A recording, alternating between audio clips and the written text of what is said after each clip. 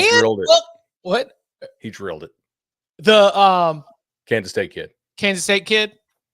Sorry. Yeah, come on, man. All right, reset. 1, 2, 3.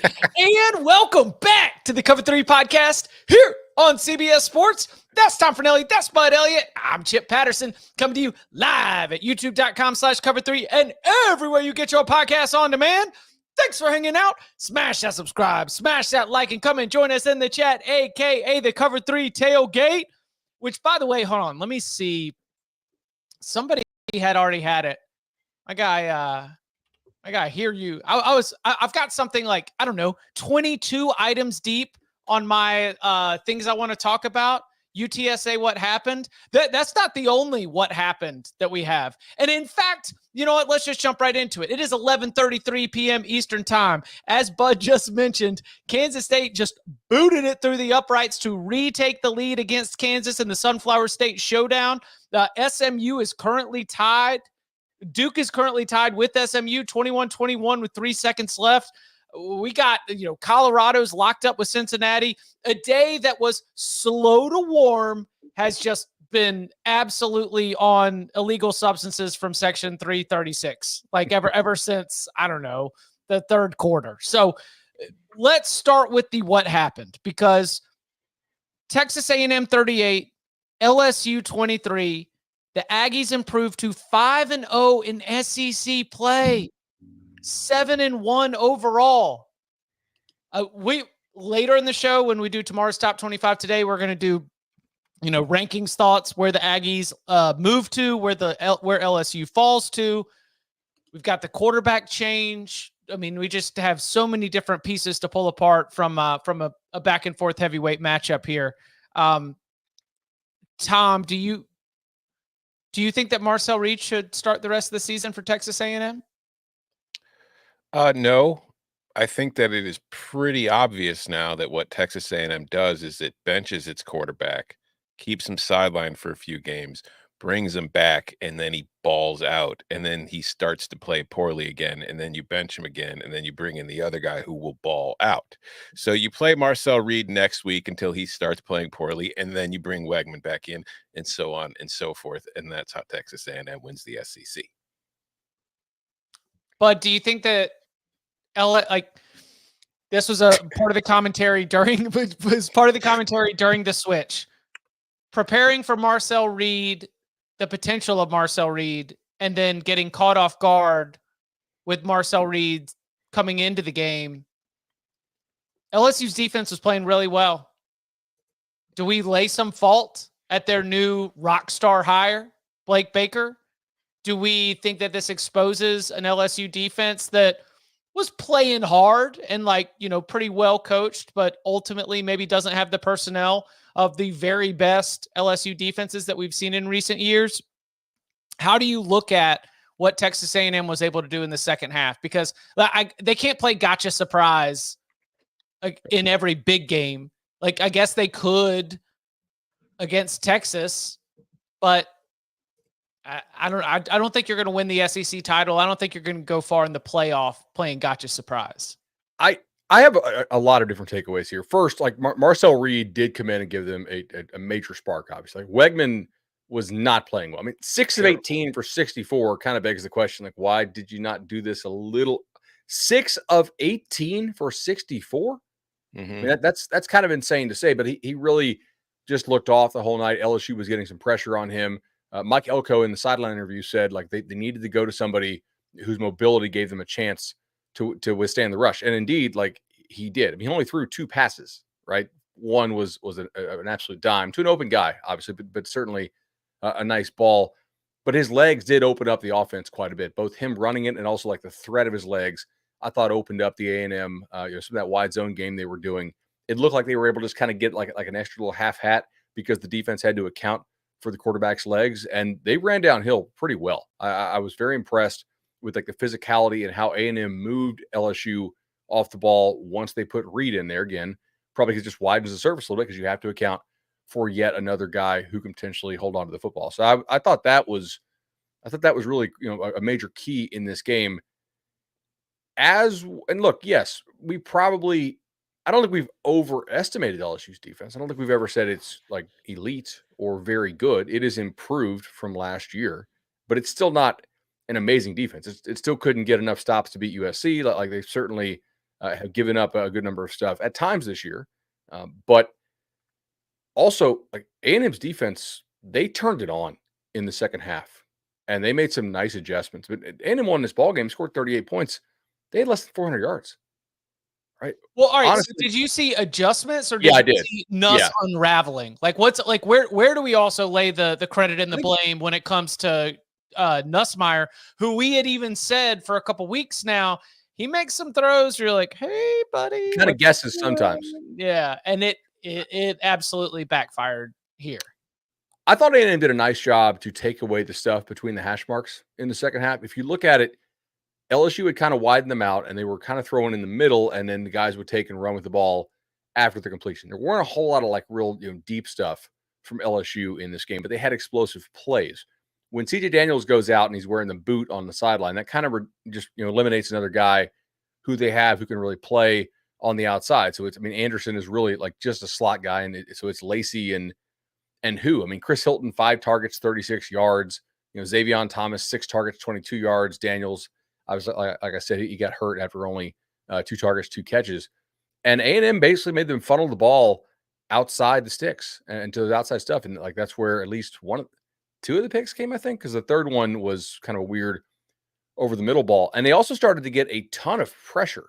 They had 6 tackles for loss, 2 sacks, but it certainly felt a lot more than that in the second half. I'd be interested to see like a first half, second half pressure number breakdown for that A&M defense. And yeah, I thought Nuss played like really poorly in the second half.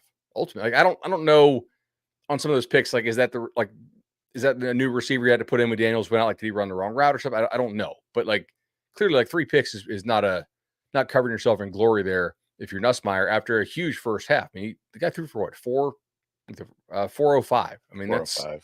It's not nothing, but obviously 3 picks kills you. Yeah, Nussmeier did not play well. And I think I talked about this during the week. They don't try to run the ball. They don't seem interested in even bothering to pretend they're going to run the ball. If you look at their balance tonight, Nussmeier dropped back and threw 50 times. He was sacked twice. So they had 52 dropbacks to 21 rushes. That's not a great ratio, especially when you're on the road in that stadium and your quarterback's clearly rattled. He keeps making terrible decisions. He's running for his life in the pocket. He's not getting much protection and he's making terrible throws. Take some of the damn pressure off of him. Hand it off. Run the ball. They didn't want to do it. They never want to do it. And it just kind of allowed things to, snowball and avalanche. Texas A&M's pass rush got great in the second half because they didn't care about stopping the run. They were just pinning their ears back and going to get them. They're like, all right, cool, let's go. And then offensively, I was joking earlier, but clearly, Connor Wegman did not play well. You bring in Marcel Reed. He just completely changes the game plan of what you're going to do. It gives the offense a jolt. It changes things around. It was kind of a spark for him.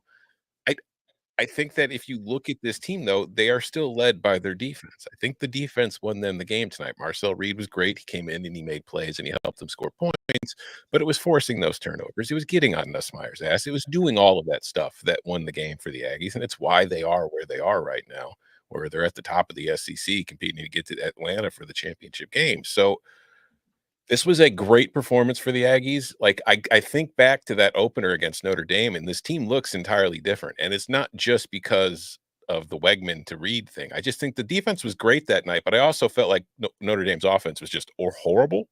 I think the defense is genuinely playing really well right now. So this is a team that's playing really good going into the final month of the season and is kind of poised to maybe do something kind of special. Getting to the SEC title game would be special. Texas A&M has not done that. The SEC lifespan is very small, but it's there. Yeah.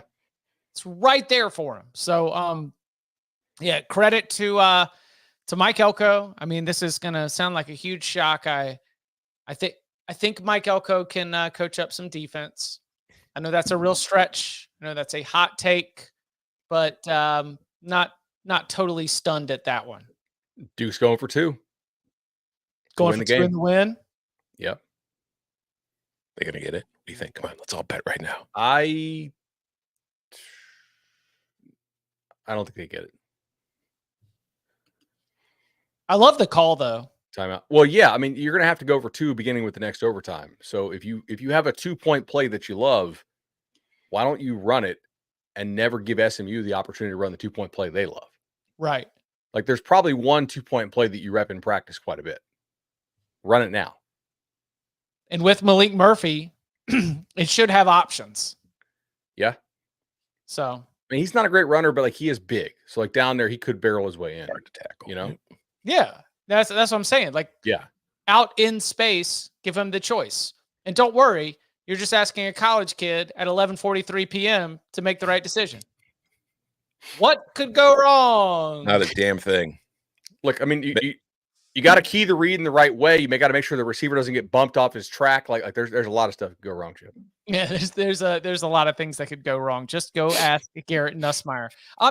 Anything else from the game? I mean, sloppy, like both sides. Yeah, like a lot of dumb penalties. I made the joke that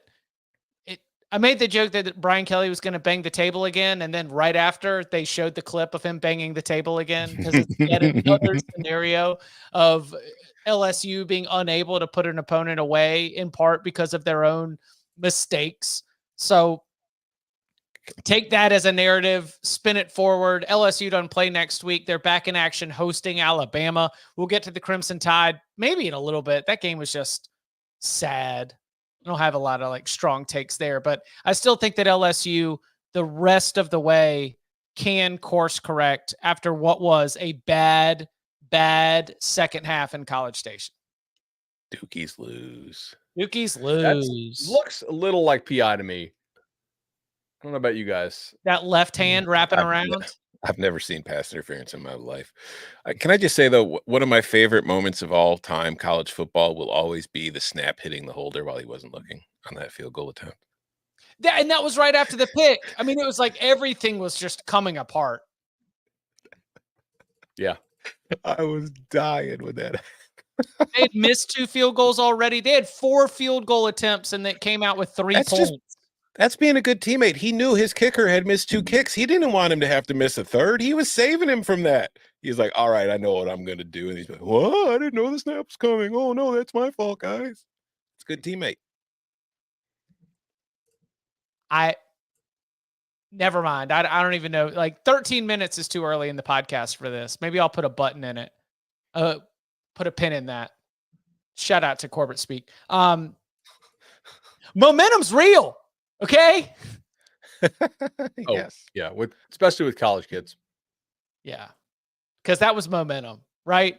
In College State. Like, they're going to be furious with you. That's fine. Nerds have been coming. I've been standing in the face of the nerds for years. People told me, look at Gonzaga's efficiency. It's just so good. I said, no, Arkansas hits them in the chest. They ain't ready to be hitting the chest. All right. Also in that primetime slate, while it's still raw, while it's still recent, Drew Aller goes out with a little bit of an injury. Penn State looks like things could get dicey. They get a pick 6. They're able to get out there.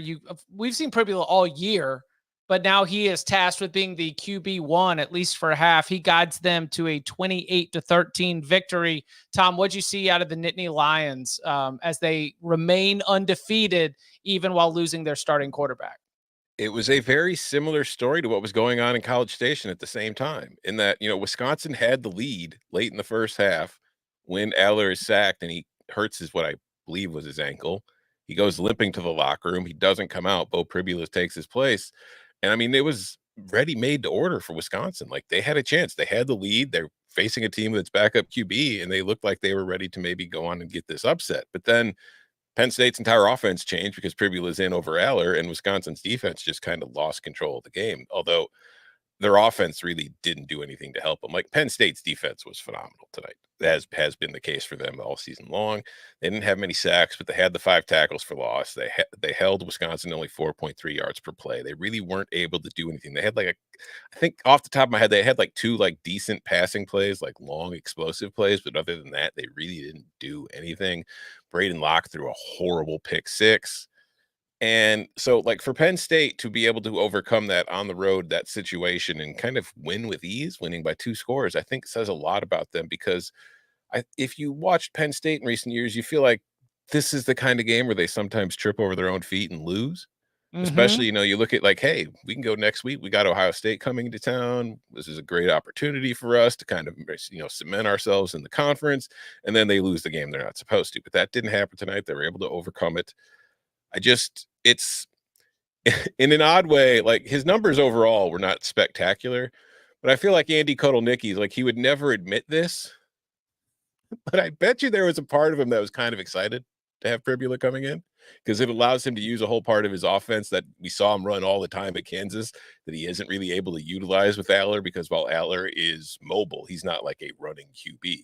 So when Pribula comes in, I think it just opens up all the other stuff that he's unable to use. I mean, we see him using Pribula even when Aller is healthy, getting him in there in certain kind of sets just to run plays. So Wisconsin really had no idea what was coming their way once it happened, but even still, Pribula 11-13 for 98 yards. I mean, he's not getting big chunk plays, but he was distributing the ball perfectly well. And then Katron Allen had a couple big runs. Nick Singleton was mostly bottled in the run game, but just overall, not a pretty performance by Penn State, but you went on the road. You beat a good team at night in their stadium, which is always hard to do. So, and you lost your quarterback, but I don't think it's a serious enough injury where you really need to be concerned about it going into next week. So, good win for the Nittany Lions, and I think it's a huge missed opportunity for Wisconsin. Mm-hmm. I don't really think that, but I know what you mean as far as it does open up the other side of the offense. So I'm not really want to argue that point. I thought Drew was playing really well before he got hurt. I mean, he was 14 of 18. I had in my notes, like, if Penn State loses this game, they're going to go back and look at those first 20 minutes and be like, God, we shot ourselves in the foot with. It should have been leading by way more. I mean, they only had 6 balls hit the ground tonight total, 25 of 31. Drew was 14 of 18 for $148. He scans the field, hits a wide open guy on that 3rd and 1. And then they have whoever it was, just maybe Fleming, I think, just drops it. Like that's it's not a walk-in, but it's a pretty easy first down. Terrible field position early on in this game that allowed Wisconsin to really kind of hang around. Wisconsin only had 298 yards of offense for the day.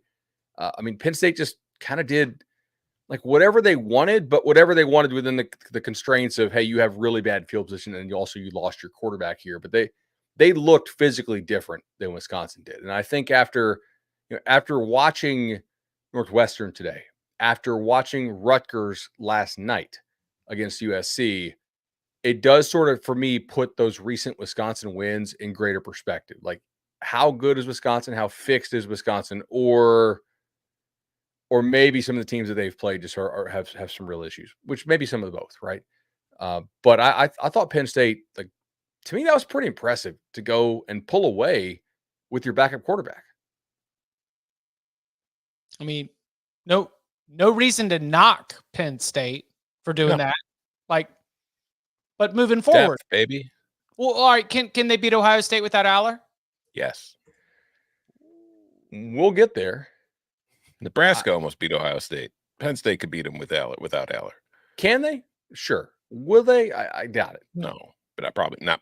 Yeah, no, not likely, but they definitely can. Sure. Okay. Well, coming up on the other side, we'll get into that shaky showing from the Buckeyes, plus Notre Dame just disrespectful to the troops. We'll get all into that. Plus Oregon cruising, BYU and Indiana remain undefeated, and more next.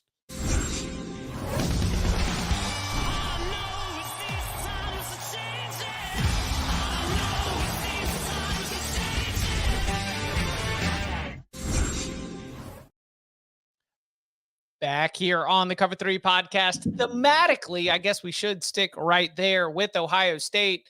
Tom, let's do the Ohio State side first, because we were talking about it at halftime. Couldn't really run the ball. It's nice they've got some easy buttons, but what's our level of alarm for the Buckeyes right now? I'm concerned going forward. Losing Simmons was big. And we talked about it during the week. It's a big injury. You were wondering, you were going to try to wait and see how things went. This offense, they had the 40. I wrote afterwards, I said, the the reason coaches recruit as hard as they do and they work so hard on that is because sometimes you just need to have the better players when everything else is going wrong because it can win you games. And that's kind of what happened here because there was the 60-yard touchdown to Jeremiah Smith. There was the 40-yard touchdown to Carnell Tate. You take away those two plays, and Ohio State had 185 yards on 45 snaps. Mm-hmm. The offense wasn't doing anything for the most part. They had the 75-yard touchdown drive late to kind of cement it and put it away to take the lead back from Nebraska. And that was the only truly good drive I felt like Ohio State had in the entire game. And you mentioned they couldn't run the ball. They averaged 2.1 yards per carry. Like Will Howard was 13 of 16 for 221 and 3 touchdowns, and they barely won the game. If I give you that stat line beforehand, you probably think they cruised to an easy victory. So like that offensive line, we talked about it before the year was a question mark. We talked about it during the year. The interior of the line was playing well. The tackles were somewhat iffy, although Simmons was clearly the best one that they had. Now they've lost him. And the backup didn't play horribly. It's not like he was giving up a ton of pressures or sacks or anything. I think that he did okay for his first start in that position. But the offensive line overall is not getting any push. And that's the Nebraska defensive line that is kind of Jekyll and Hyde. Like some weeks it's good, some weeks it's bad. Today, maybe it was just a good week. I don't know. But if I'm Ohio State going into Penn State next week, if I was having trouble blocking Nebraska's defensive line today at home, and I'm going to Beaver Stadium next week and I have to block Penn State's defensive line on the road, I have legitimate concerns about what my offense is going to be able to do. Especially because like that when Mahalski was helped off, he wasn't able to put any weight on that leg, right? I mean, so now it's Simmons and your backup left tackle. Guys, that was a concern entering the season for Ohio State was tackle depth, as it's a concern for basically every team out there in the country. And now Ohio State is down like what, 2 of their top 3 tackles?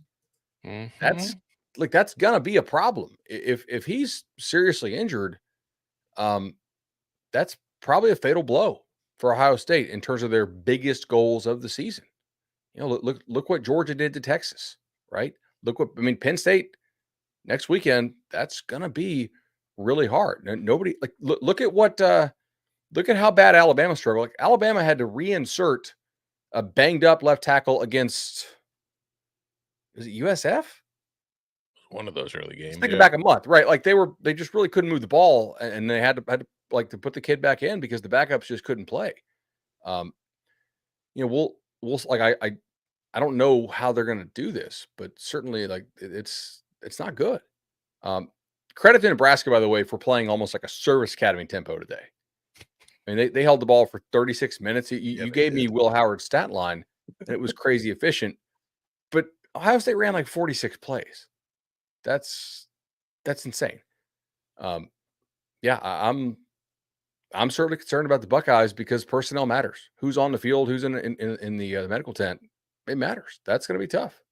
So I am not ready to file this in the same folder as the Nebraska can't win 1-score games. While I understand that factually it is going to add like another loss to the one-score games. I'm counting it. I'm not counting. I'm just saying you had the lead in the fourth quarter. You'd been stopping their offense all day. And then once you have the lead in the fourth quarter, they put together the longest drive of the day. Yeah. I'm counting it. It didn't feel the same though. I don't care. You're letting your expectations for how the game was going to go get in the way because they were 25-point underdogs. That is, yes, 100%. They had a chance to win the game and they didn't know how to finish. Okay, I guess that is the narrative. I was like in my head, I was like, you know what? That'd be unfair because they gave themselves a chance. So if they did everything they needed to, that's not the same as all of these other 1-score losses. They've always given themselves a chance. They just never take advantage of it. How do you think Raiola played? He looked like a freshman QB. He made Ohio some good State plays. season? He made some really what in the hell are you doing plays. I think some of the play calling suggests that they know maybe he's hitting a bit of a freshman wall. Mm-hmm. I mean, some of the screen stuff, I think that they're a little afraid to let him just totally go with it, which makes sense. He's a freshman. And he missed 2 wide open touchdowns. Yeah, that's true. Which maybe changed the game just a little bit. So it's not. So it's not all Bud's favorite offensive coordinator. No, it's not all Bud's favorite. Probably doesn't help, but yeah. Notre Dame. Y'all see Ryan's here? Ryan's in the tailgate. Right? Yeah. Oh, Notre Dame must have won. Let's go.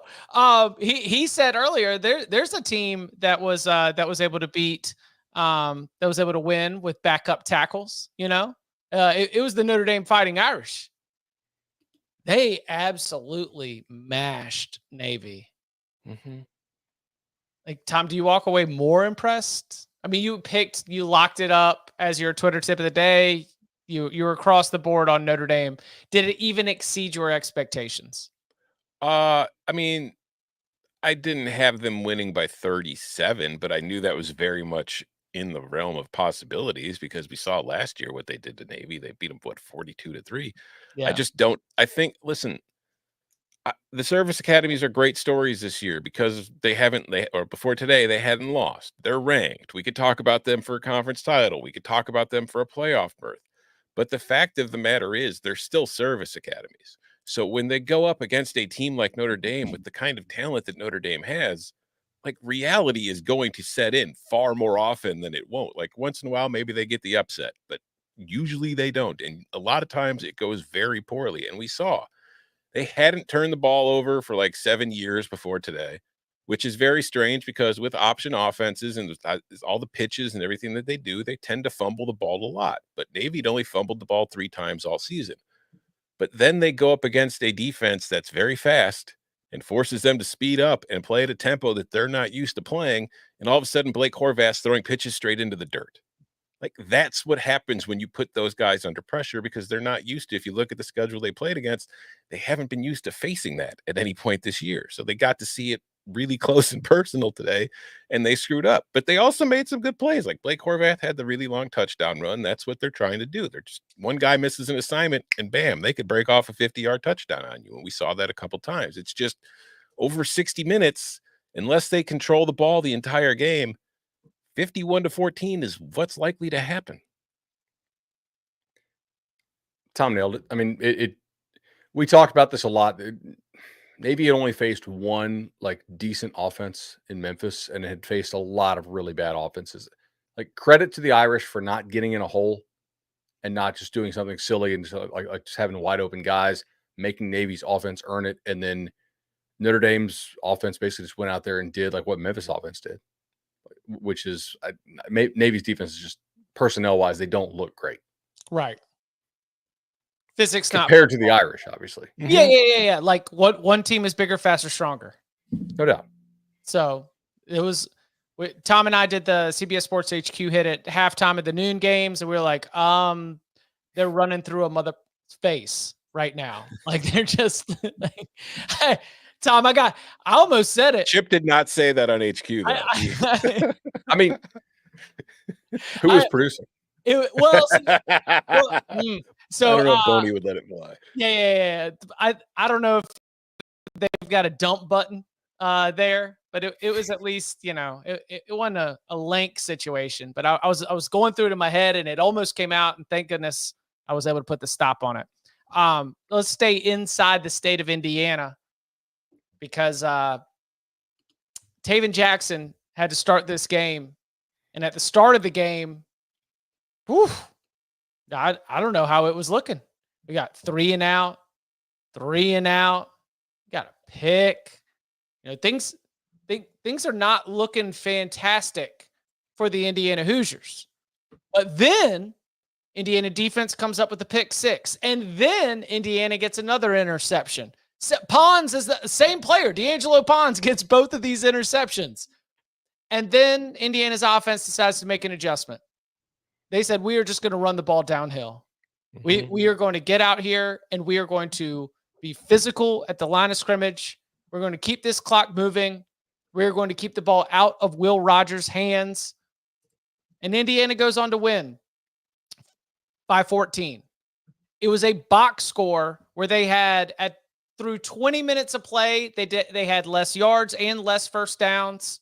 At halftime, it was the kind of box score that said, well, Washington's probably going to win this game when water finds its level. But the Hoosiers do a great job in the second half of just being able to milk this thing out. And I am extremely impressed with the way that Indiana handled their business here, improving to 8-0. What'd y'all make of this one? Biggest stat I had here. Well, the pick six kind of like set the tone, and I thought gave Indiana some breathing room.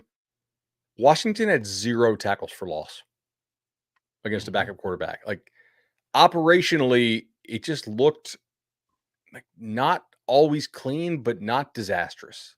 And Indiana blocked them really well. I don't know how much of that is Washington and how much that is Indiana. I think it's probably more Indiana, although I'm a little skeptical of Washington's defensive line depth down the stretch. That was a concern we had preseason. Maybe they're starting to wear a little bit thin. I don't know.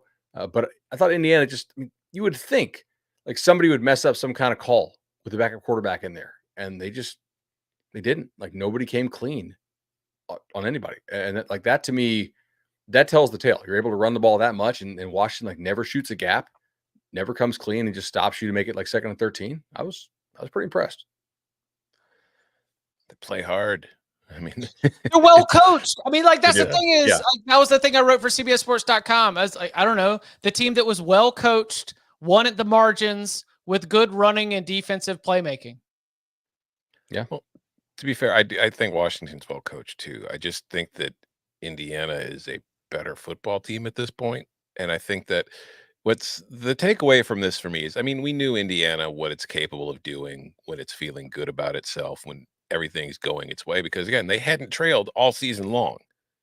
And this was kind of like the first time they faced any kind of adversity in any kind of way where they did get off to the slow start. And it was even a case where Washington was still in the game in the second half before they put together that long kind of, sleeper hold of a drive to finish the thing off. But like, this was the first time they were truly kind of tested, and they handled it pretty damn well. Yeah. And to do that without your starting quarterback, who's been one of the best quarterbacks in the country, it's not like a situation where they've got just like their jag who's distributing the ball and they're winning with running and defense. Like, no, their quarterback's playing well. They lose him, and then they're able to just win a game by running the ball and with their defense. So this is a team that's got a counterpunch. Now we know that for a fact. We've seen them do it. They're a little more dangerous in my mind than they even were last week, and I declared them a wagon last week. Like, this is a team to me that I feel like we're saying it every week, but they are real as hell. I don't know that they're going to beat Oregon. I think they could beat anybody else in this conference. Ooh. I was thinking that it was probably good that today was at home at noon against Washington. Yeah. And that if they had gotten off to the same start next week at Michigan State, then things could have been a little bit dicey. You let them get some confidence at home, a little bit different than the West Coast team playing at 9 a.m. local in your house. And as you mentioned earlier, the pick six. So Coach Sig said after the game, Washington's defense was giving them a bunch of stuff that they really hadn't seen before. And that's when they just threw out the game plan and said, we're just going to run downhill. So smoke them through the filter, baby. That's a football guy with the capital F. BYU-UCF. Talk about another like BYU disrespectful line, dude. BYU's for real. I mean, is there any doubt left that they can go out there and play some football? No, I don't think they're as for real as Indiana. I would agree. I think they're for real in that league for sure. Disrespectful line. Like, you're going on the road to face a team that's 3-4 who's starting a guy who isn't their actual starter, but they've just named him the starter. So it's like, and you're the underdog?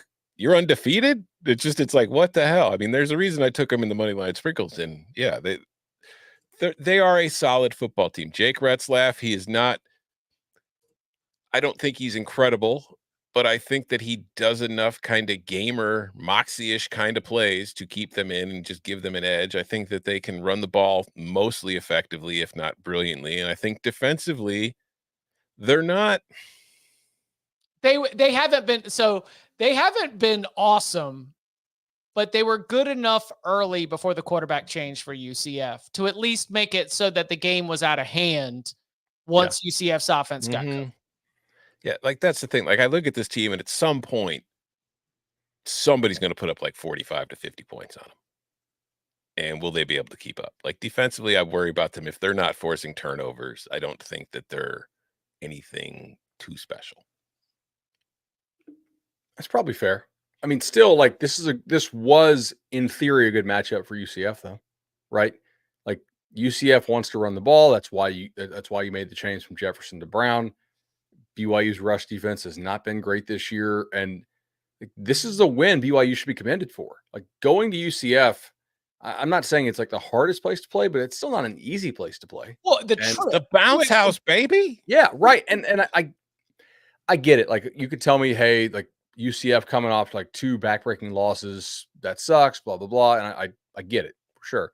But like they look like they wanted to be there. So I think you got to give BYU credit for going on the road and getting the win. Like this team keeps finding a way. You know, they remind me a little bit of like what Oklahoma State did last year, you know? And we were all sitting here like, all right, are they really that good? I don't know. Do they keep finding the way? Yeah. So got to give them credit. It's a very interesting conference race now. Really interesting. Where did Dylan Rizek come from? Wu-Tang Clan, I believe. The Rizek, the Jizik. I have no idea where Dylan Rizek came from. No, I've seen this kid before. Okay, I'm sorry, I didn't mean to put you on the spot. You know, we got Fuck, I gotta Google it. I don't know. I know, like I can picture him. I've seen him at like Elite 11 stuff. I'm trying to think where. Like he came out of the stands, right? Oh, like, Gibbons. Like a wrestler. Okay, yeah. In Florida, right? Right. Yeah. I mean, he was the only one. Like UCF's offense had nothing. And then he came in, and BYU was just trying to salt this thing away. And I just want to say I'm just so grateful to Dylan Rizek for taking this thing over the total, because this thing was flying under until he decided to get in there and start being spicy. If the putt-putt offense had just wanted to pack it in and say out of order, the clown's mouth is closed for the night, I would have understood it. And that would have been, like probably 13, 14 points less than we finished with. But there we go. Dylan Rizek, a hero for the real ones out there. I thought we might get to weekday stuff earlier, but since they're undefeated, can we go ahead and talk about the Pitt Panthers too? I mean, if we're going to do Indiana. Kyle McCord just threw another interception. Did y'all hear Pat Narduzzi was upset? No. He was upset that the offense didn't get a chance to get any rhythm because of the pick sixes. That's a man who likes a clean box score. He didn't like how the plays and the possessions and everything was all thrown off. I mean, if this was an under you lost, like if it had played out where you have 3 first half pick sixes, that's probably like a go take a walk or go throw something under. I mean, no, wait, y'all won. You two. Yeah, well, I'm saying yes, but like it was setting up to be just ridiculous. Oh yeah. Because like that's the Kyle McCord that we saw in the Cotton Bowl, and the one that Ohio State was like deuces, right? That was tough. I tried to ask this. I didn't get any good in any feedback that I can really stick with, but I don't know the Philly-Pittsburgh rivalry that well. But I've got to think he can't be the first Philly kid that's gone to Pittsburgh and pooped his pants. Probably not. Right? Yeah, probably He's right. definitely not the first. It's just like Raleigh, Charlotte, Chip. I I'm not going to incriminate myself or anybody else from Broughton High School. But yeah, I've seen Raleigh kids go to Charlotte and poop their pants. Great call, Tom. Thank you. You're welcome. All right, let's Tom. What do we think about the start for the Illini? What praises or thoughts do we have on played Oregon? today? Yes. On What'd they America's play? most watched network. The Oh, network man, I missed of the game. stars. Oh, I hope they won. I didn't get to see it. I was busy working. On the pregame and halftime show for the Oregon-Illinois game. Dude, I was on the pregame and halftime show in an Illinois hat, an Illinois quarter zip, sitting here screaming Illini by a billion, yelling at Beanie Wells, telling him that the Illini were going to do what his Buckeyes couldn't, and they were going to go into Autzen and beat the Ducks. And then the game started, and I had to go back on at halftime, and I wasn't nearly as feisty during the halftime show. That was rough, man. Like I wrote in the pick six from my pick for the game. I said the way I saw this game going was Illinois either slows things down and keeps it close, or they get blown out. Either way, I thought it was going to be the under. They got blown out, and it was the under, and it was over quick. And I am grateful for Oregon for being merciful about it and just not ruining my entire afternoon and letting me know within about 10 minutes of that game kicking off that, all right, well, I can kind of flip around and see what else is going on with these other games. But Illinois played like crap. They missed more tackles in the first half than I think they have all year. But to me, the bigger takeaway from this game is Oregon goes on the road or at home a couple weeks ago, maybe the biggest win in program history, beats Ohio State. And we have seen time and time again throughout the years, and this year, team wins a huge game, team suffers letdown. Since getting that win, Oregon has gone on the road on a short week, played a perfect game against Purdue, come home and played a perfect game against Illinois. They have played 8 clinical perfect quarters. They are very freaking good, regardless of who they played. I'm not just doing it because they beat Illinois. That team is really good. Like, I think they're going to win the Big Ten. I think they are a legitimate threat to win the entire damn thing at this point. Defensively, they haven't had Jordan Birch for 3 games now. They're still playing very well. Offensively, it took them some time. Their offensive line had to get healthy. Dylan Gabriel had to get comfy. They can run the ball, they can move it through the air, and they can stop you on defense. And they have a pretty damn good kicker, too. Like, you try to find the weakness on this squad right now. It's not offense. It's not defense. It's not special teams. It's not coaching. I don't know what the weakness is of this Oregon team. I mean, it's what is it? Like exterior pass rush? Maybe. But I'm just kind of grasping at straws here, to be honest. The interior defensive line, that's a real group. I mean, they gave Illinois fits there. You couldn't move those dudes an inch. Yeah. I mean, that's a great question. What is Oregon's weakness? If like you they have a weakest spot, but I don't know if it's a weakness. Like I think Jabbar Muhammad is awesome. If you want to say that if you've got 3 dude wide receivers, I can move some pieces around and get a matchup advantage. Sure. I don't think Oregon's trotting out 4 surefire NFL defensive backs. Entirely fair. Yeah. But that is straw grasping for sure. I liked out of Oregon maybe 3 weeks ago, as the offensive line was sort of falling into place, I made a comment about missing Bucky Irving and just remembering like what a dude he was. And Noah Whittington had a really good game here against Illinois. And that's like we've got a couple years now of the Will Stein Oregon offense. We can come to set some expectations. When you've got Jordan James and Noah Whittington both running hot, and then you can build all of that passing game off of it, like with Tez Johnson and the rest of that group. That's what makes certainly the offense find the weak spot. That's where there is no weakness. It's just a matter of execution at that point, because the ground game setting up the running game is, the ground game setting up the pass game with the skill that they have at wide receiver is just too much for almost any defense to handle. Yeah, I mean, they look really, really good.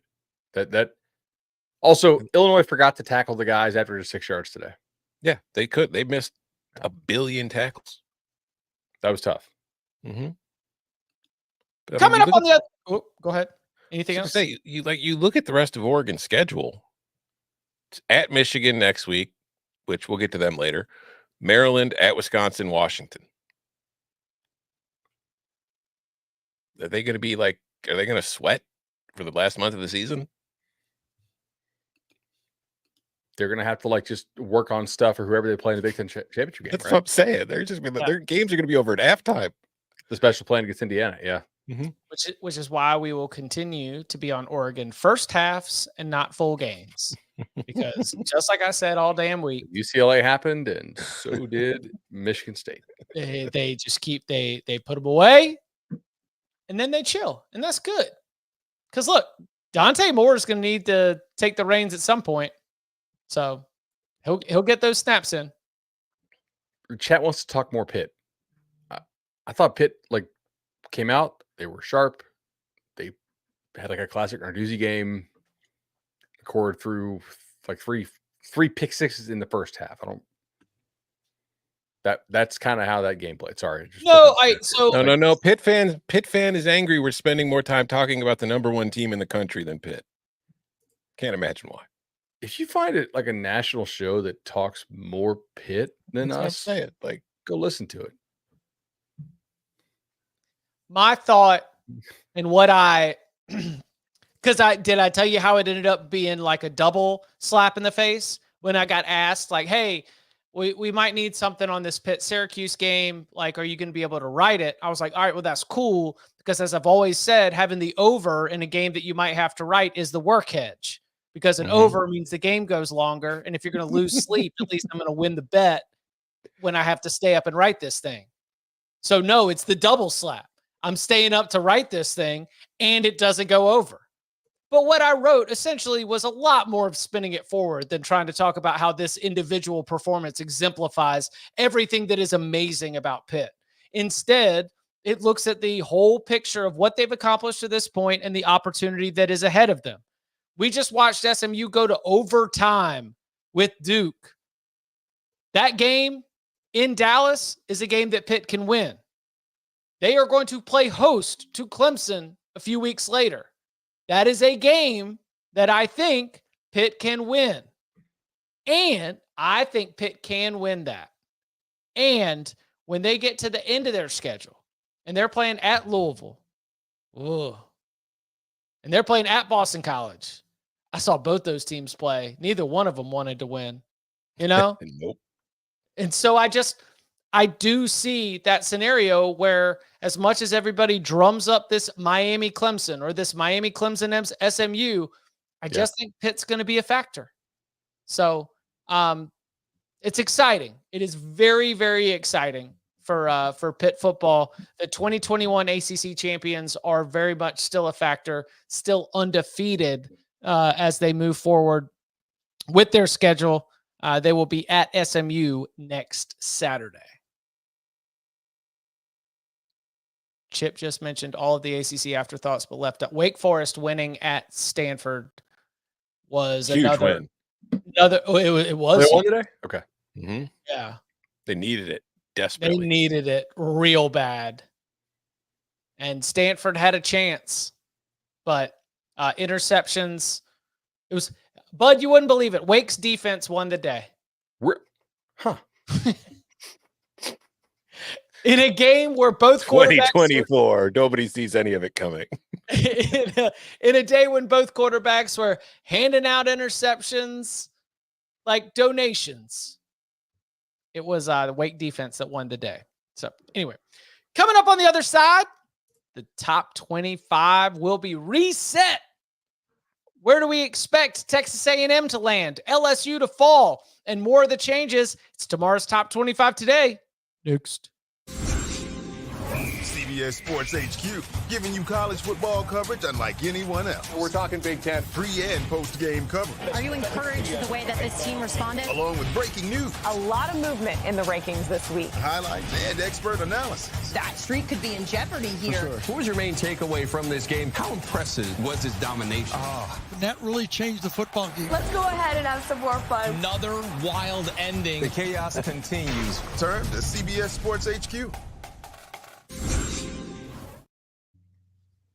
Back here on the Cover 3 podcast, and when the AP Top 25 is updated heading into Week 10 on Sunday, Texas A&M will be higher.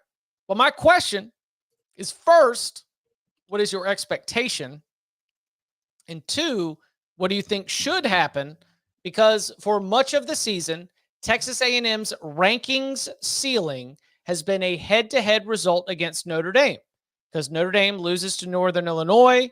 Texas A&M has the head-to-head loss to Notre Dame. But since those first couple weeks of the season, both teams have been winning and both teams have been moving up in the rankings.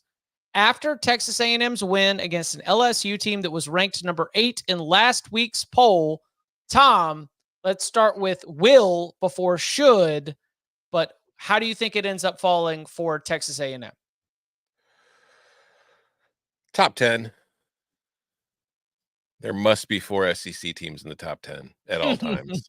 And LSU is falling out, and no other SEC team won a game worthy of climbing into the top 10. So I think the Aggies will climb into there. Where should they be? If you put them on the top 10 of your ballot, I'm not going to call you a moron. I might not agree with it, but I think it's a defensible move. Like, I think that if you look at how they've played and who their only loss is to, that you can make a very solid argument that they're one of the 10 best teams in the country. But I think, in all honesty, they're probably going to climb up to 12 or 11. Like, I think everybody will just kind of move up a spot to replace LSU. And I don't think a lot of voters will want to put A&M ahead of Notre Dame. Pretty much agree with Tom there. Like, I mean, they smoked LSU, so like maybe there should be a little more there, but like, are you going to put them? Are you really going to put them above Indiana? Like, Indiana smoked Washington going back to quarterback. Like, are you going to put them above BYU? Probably not. I guess. I mean, I don't know who. Like, they're just going to need to wait a week. You did a great job today. You drastically increased your chance of going to the SEC championship game.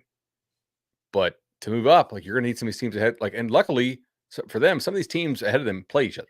Like, Georgia's going to play Tennessee, right? Clemson is probably going to play Miami in the SEC championship game at some point. Like, a lot of these teams play. So we'll have some movement. I don't know. Here's where Chip lays it on us. Well, I'm just saying AP Aggie. Oh, well, I'm just saying that if the AP voters here in 2024 were disrespectful of the LSU-USC Week 1 result, as both those teams started to go in opposite directions and completely ignored the head-to-head result, I think that it is very fair to think that they might overreact to what Texas A&M did to LSU to throw them up inside the top 10. I think the fact that Tennessee was off, the fact that Clemson was off, the fact that Iowa State was off creates an if-then scenario where some voters are just going to throw them right on top of all those so that they are among the top one-loss teams in. Because then let's play the quality loss game, because Tennessee's quality losses to Arkansas, Texas A&M's quality losses to Notre Dame. Mm-hmm. The ceiling for Texas A&M is 7. And I'm not going to be shocked if Texas A&M lands in that 7, 8, 9 spot as all this starts getting shifted around. Now, let's talk about the should, because when you get to the should, that's where the should is BYU and Indiana need to be rocketed above these teams, because it is October 27th. I guess we're after midnight here. We are in late October. What's the future like? I'll tell you what the future's like. Balmy. I think that at this point in the season, the fact that you have continued to rack up these wins and not take a loss, it is hard to do this deep in the season. I am on my ballot for the CBS Sports 134. I'm going to be rewarding those teams that have made it this far. And that's where I would be putting, the likes of, and Iowa State too. Iowa State, BYU, Indiana, those teams I would put all ahead of Texas A&M. I will put those teams ahead of Texas A&M on my ballot when I fill it out tomorrow. But I think that the AP voters who threw one-loss LSU up into the top 10 just because they got hot and bothered by a performance against Ole Miss, I think that they'll do the same with Texas A&M. Man, I like BYU has 2 ranked wins. I really hope not. But Chip is the best of this, so I think he's probably right, unfortunately. I mean, there's no fortunate or unfortunate about it. It's just no, it's very unfortunate. I think it's a little unfortunate when BYU beat Kansas State on the field. Kansas State is now if you are an AP voter, logically consistently, you think Kansas State's 16th, BYU beat them, right? Like BYU hasn't lost. A&M lost at home to the Irish. I say wait a week, but that's why I think it is unfortunate. Get Tennessee out the paint, get Clemson out the paint, get all them one-loss losers out of the top 10 and put in the undefeated teams.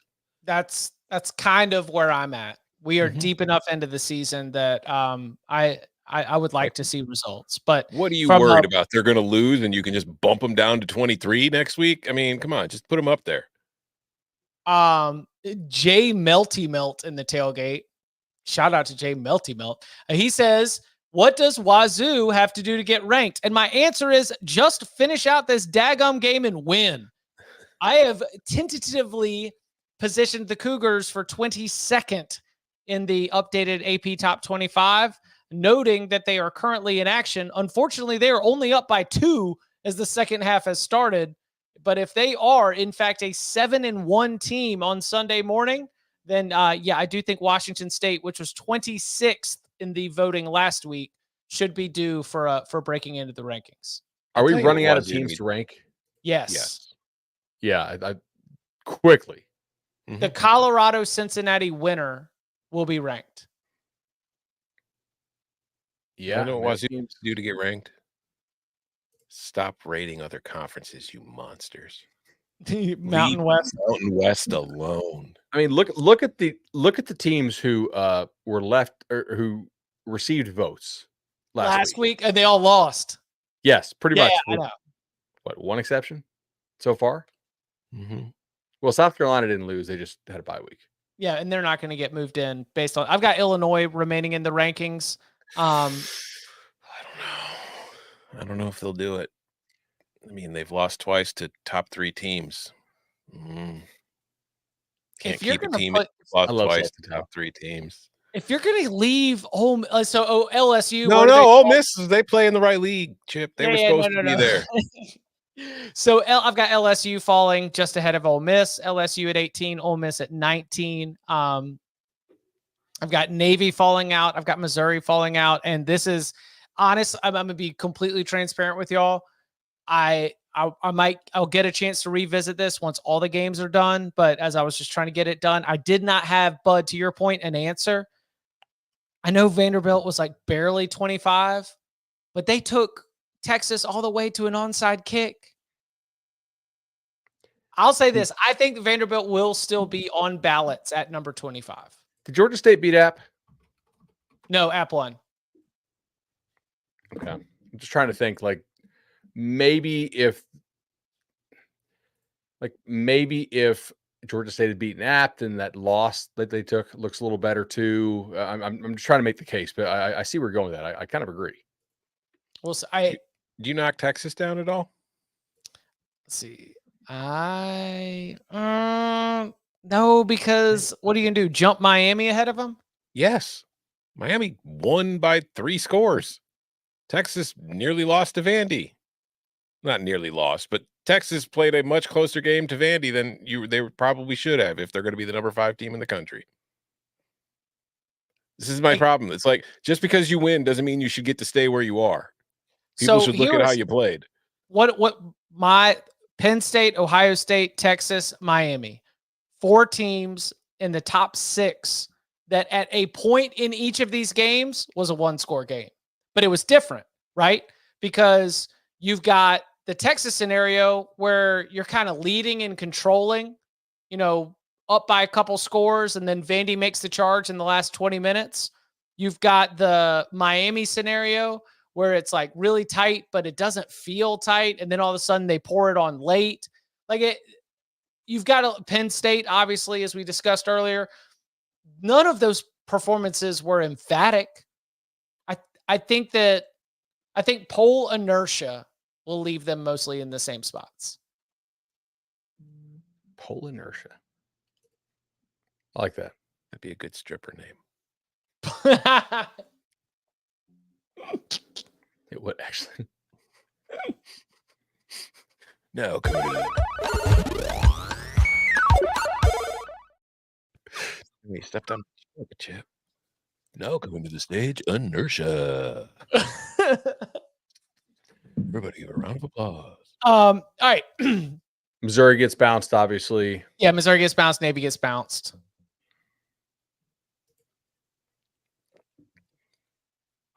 It's not a whole lot of movement this week, honestly. Not a whole lot of movement. No. That's probably fair. Wazoo will probably definitely be ranked if they win.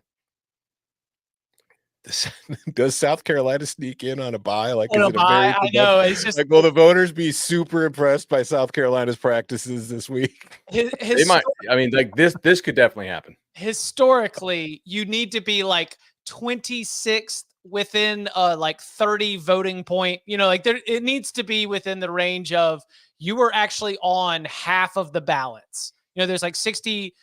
I think at most 62. Sometimes they don't always get everybody's votes in, but it's 60 to 62 AP voters. You need to have already been on about half the ballots to get in on a bye. So South Carolina, maybe next week you'll have another opportunity. Let's move from that on to the game that I referenced earlier, but Alabama, Missouri. How much of this did you guys watch? No, I didn't like it. There was no point to watching it. It was an absolutely pointless football game because Missouri could once Cook went out, I was like, okay, done. I've seen Drew Pine before. He can't play. But it's just Missouri could do nothing. No, I mean Cook was clearly he was less than 100%. Then he gets further hurt. They didn't have Noel to begin with. They didn't have Weeze. This was an offense that was missing a whole lot of key people going up against Alabama.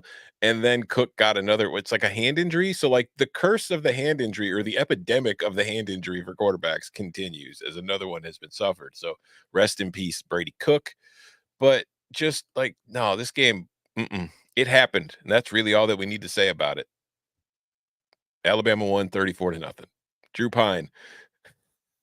6 of 12 for 42 yards and 3 interceptions. The most interesting part of this game, something that I found out today, is that Mizzou has a player named J.R. Blood, or Junior Blood, as I like to call him. That's just, we got to put that on the all-name team for 2024. It was so obvious that Missouri was never going to score, that the onslaught would come eventually. And that's what happened in the second half. Because how did Alabama score? How did Alabama move the ball? Well, they ran it against a defense that wore down over the course of 60 minutes, and they were kind of able to pick their score. So the under 16.5 for Mizzou on that was the easiest lock I had all week. I was ready to mark that thing a win as soon as Brady Cook left the game. All right, so total Bammer, Jammer, red tinted glasses. Rammer, Jammer, yellow hammer. Alabama played 4 consecutive one-score games and went 2-2 in those one-score games. It has been a month plus since Alabama's had a sweat-free Saturday. So I guess as you go into the off week and as you prepare to make a trip to an LSU team that's licking its wounds, I guess for Alabama, the takeaway is touching the wall, your TNA, whatever your changes are that you have to discipline, has at least we've got a result that can follow that up. Like, hey guys, we did something and now there's results. And when you're trying to coach highly talented and easily distracted 18 to 22-year-olds, the fact that you're able to at least connect change in discipline and results gives you a better chance of continuing that message over the next 2 weeks, heading into the games that will decide your season. So if I'm to spin this forward, even if I feel like the context of the game gives me nothing to say that Alabama is markedly fixed or different in any way, from a vibes perspective, at least they got an emphatic result given all the narratives heading into the weekend. I think if you're Kalen DeBoer tonight, if you're sitting down with a beer after your game, watching the LSU game, you're like, oh, quarterback run game, you say, is maybe just oh, interesting. Very interesting. I'm going to write that down. Okay, note to self. Jalen, how you feeling, man? Didn't have to run it quite so much today. Thinking. Not as much talk about what Kalen DeBoer was wearing today. It's true. I'm happy for Alabama fans. They probably needed this, like for their psyches. Just because when you think about what they're used to and then just not getting it for a while, like, I'm happy for them. Congratulations, Tide fans. Coming up on the other side, opening up the notebook from Saturday, week 9, including an Iowa quarterback change. Hello. Next.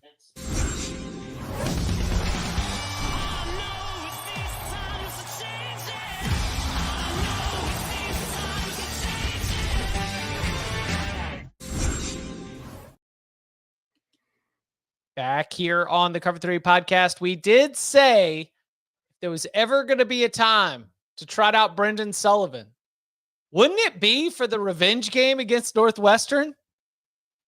And I tell you what, Brendan Sullivan's going to get this team to 325 way earlier than we expected. You introduce some of that mobility. You don't have just like with all respect to Cade, an aging statue back there. Hawkeyes kind of got cooking. They were able to pull away from Northwestern to get a bounce back there. We can kind of go rapid fire as we work our way through some of the results, but I know that was one that stood out to me. Yeah, listen, I mean, Northwestern's Northwestern, but still defensively, they've done a pretty good job of limiting most teams they've played. So for Iowa to put up another 40 burger for them this year, I mean, who would have known that having a mobile quarterback would already help an Iowa offense that was already good at running the ball? Like, it was clear Cade McNamara cannot throw. Maybe Brendan Sullivan's not a great thrower of the football either, but who cares? You can't throw it already. You might as well put in a quarterback there who can use his legs to get big plays. And he comes in, Caleb Johnson suddenly finds himself with more lanes than he already had. He doesn't have to run through people as much anymore. He could just run by some. So, yeah, I hope they stick with it. I hope we don't find out on Monday that this was just Cade sprained his ankle and we just had to go with Brendan, but Cade will have the starting job again next week. Like, if I'm an Iowa fan and that happens, there might be fires set on the campus of Iowa City this week. Hey, I think Kirk's listening because he was going to punt for a 4th down. And you saw this too, didn't you? And they booed him. His tickets over there. Yeah, I'm looking through the probable loss pile for my McNamara under 1,250 season yards, I think it was. So we're back, baby. Kirk was sending out the punt unit on a 4th down, and Kinnick booed him, and he pulled him off the field and sent the offense back out. I think the old man's gone soft. He's listening to the fans. Mm-hmm. He's getting soft in his old age. You know how it is. The grandkids come around, you start smiling and looking at life a little bit differently. What else? Where do y'all want to go? We can sort Michigan. Much was happening in this late window. I didn't catch any of it except for the fight. I saw the highlight of the fight, but I didn't watch any of the actual game live. The funniest moment to me, I'm sitting there and I'm watching this game, and like I'd flipped it off. Like, it was 7 or 6-0 Michigan State late in the first half. I flipped it off, went to another game. I was gone for 2 minutes, and I come back and Michigan's winning 9-7. And I'm like, what the hell did I miss while I was gone for 120 seconds? But then they come out And, you know, in the third quarter, they look good. Like Davis Warren's playing, but they're also mixing in Alex Orji, and he's getting yards on the ground. And I'm thinking to myself, man, this Michigan offense is looking pretty damn good right now. And I check the box score. Got 134 yards. And I was just like, they look fantastic, and they have 134 yards. But it's just, I'm comparing it to what I have seen from them already. But that was probably their best game, I think, in a while against an actual team with a pulse. Not like, you know, they're non-con early in the season, but even then, some of those games are pretty ugly. So I don't know. Maybe they're kind of finding their identity a little bit. Maybe they just took advantage of Michigan State. Maybe what we saw from the Spartans last week against Iowa was a flash in the pan and not reality. I don't know. But if I'm Michigan, this was a huge win that I absolutely needed because it gets them to 5 wins. And you look at the rest of the schedule, Oregon, Indiana, Northwestern, Ohio State. Had they lost this game, there was a very good chance that Michigan would go from winning the national title to not going bowling. They would be pulling the TCU. Actually, TCU didn't win the national title, but appearing in a national title game and then not bowling the next season. I've got 2 games in the I can't believe they won category. There are others that can be added, but the ones that stood out to me were TCU storming back against Texas Tech, and then Tulsa overcoming an incredibly massive deficit against UTSA. I did not get an eyeball on that game. I had no interest in that. How'd Josh McCown's boy do? It was the kind of game where, you know, you're like self-sorting and you feel like you can put games on the shelf. Do you ever do that just sort of in your head? Mm-hmm. Yeah. Okay, got it. Put it on the shelf. I'm sorry, what happened? You know, and then you go back. I can't describe the UTSA collapse. What I can do is look at the TCU-Texas Tech game, and I can identify exactly where things went wrong for Texas Tech.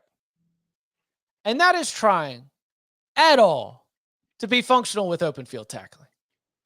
I mean, it is remarkable how difficult it is to close out a football game when you've got a big lead, when you allow explosive plays and you fail to bring down free runners in the open field. And that is a weakness that I think has really doomed Texas Tech at several times this year, and certainly did in the loss to TCU. So, Red Raiders, I thought that this would be a spot. I mean, I didn't have any locks on it, didn't have any like strong thoughts, but my hunch was that after no showing last week, we might get a little bit of a better response. This was if you are a Texas Tech fan who loves Cover 3, you're furious right now. But now you're looking at missed opportunity to probably compete for the Big 12 title. Got to play spoiler for somebody. Yeah. Got a couple. Bowling Green upsets Toledo. Let's go. Let's go, man. Bowling Green touchdowns, Toledo kicks field goals. That's really what this came down to. Both teams actually moved the ball a lot better than I thought they would. Harold Fann is a really nice tight end, obviously, for Bowling Green. But BG turned over Toledo a couple times, and BG over 6 wins is still alive. BG for the conference is definitely still alive. It's going to be an interesting MAC race. Western Michigan. What happened to, let's see, what happened to Wyoming? Ooh, Danny, so close. Yeah, lost by 2. Arkansas State tried to blow it against Troy.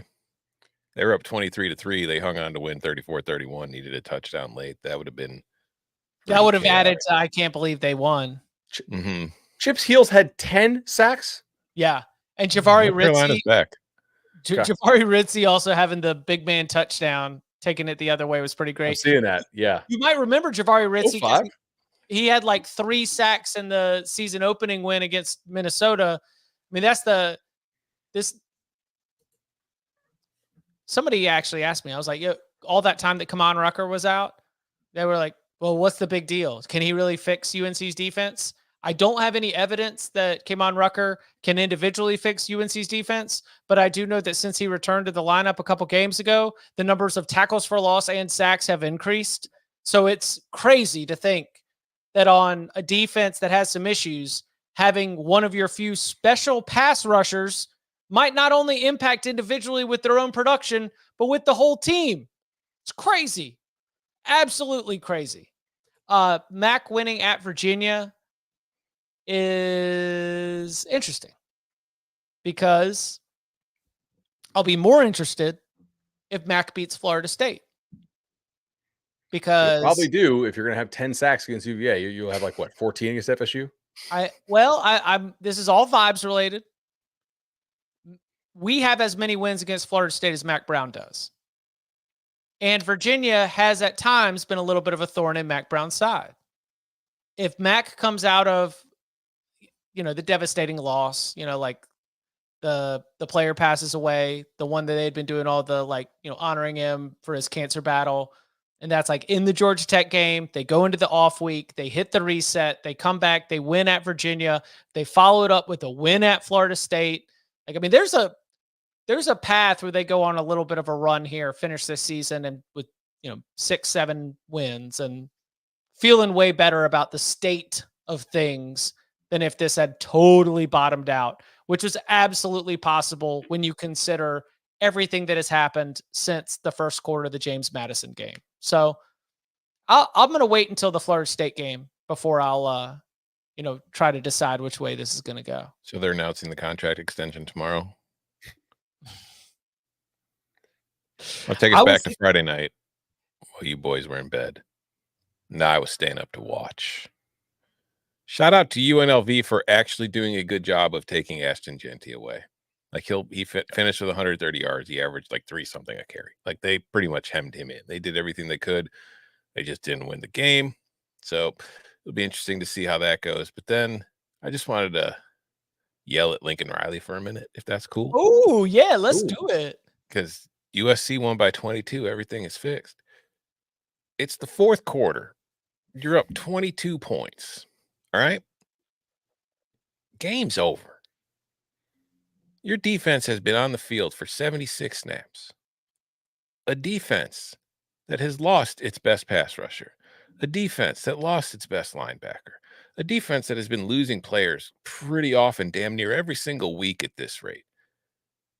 And you're still running tempo in the fourth quarter of a game. You're up 22.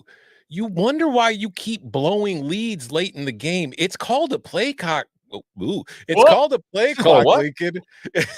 Run it down. So, there's one time, Rutgers punts, USC gets the ball back. They're snapping the ball with 20-something seconds still on the play clock. They get a first down on the first snap, then they go 3-and-out punt.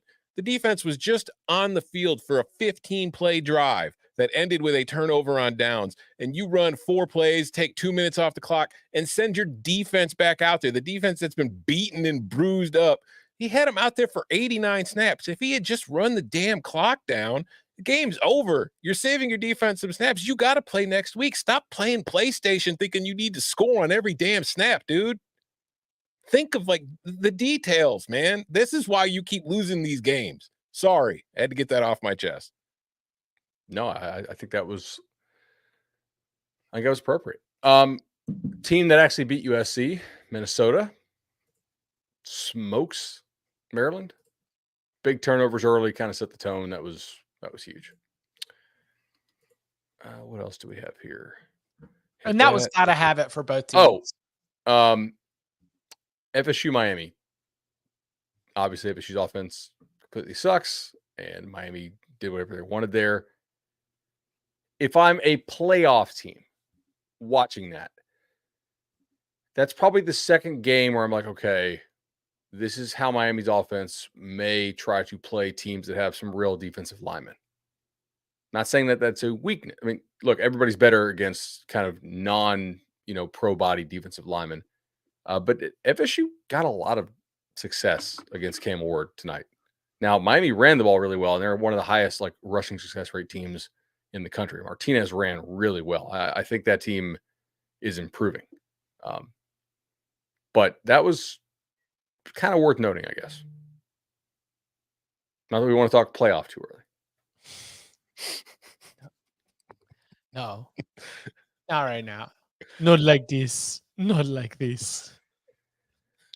I'll start swearing. Baylor smokes Oklahoma State. I didn't see well, it. not smokes, but solidly beats, I guess. Ollie Gordon got hurt too. Utah lost to frickin' Houston. Mm-hmm. Utah last place in the Big 12. They're so thankful that game was on ESPN Plus and not on actual broadcast TV. I told y'all there's some yucky games. Utah's NSFW. I want to shout out West Virginia. No Garrett Green tonight. Still go on the road and beat Arizona. That was crazy. Arizona also not a great football team right now. Big 12 is starting to see some separation in this league. Yeah. But yeah, Brett Yormark, every team could beat another team. No. Not every team could beat another team. I didn't see, I only saw Virginia Tech fans angry, but they won 21-6. Probably has to do with just Georgia Tech's ineffectiveness, I would assume. They got off to kind of a slow start. Tech scored first. Georgia Tech scored first. It felt like, okay, shouldn't you be crushing this team? And eventually they beat them and they covered them, but it wasn't pretty like they won. And then Tootin got hurt. Yeah. I got a lot to get to. Should I watch Auburn, Kentucky or no? Auburn won. I won my Gonna make a bowl now? Probably.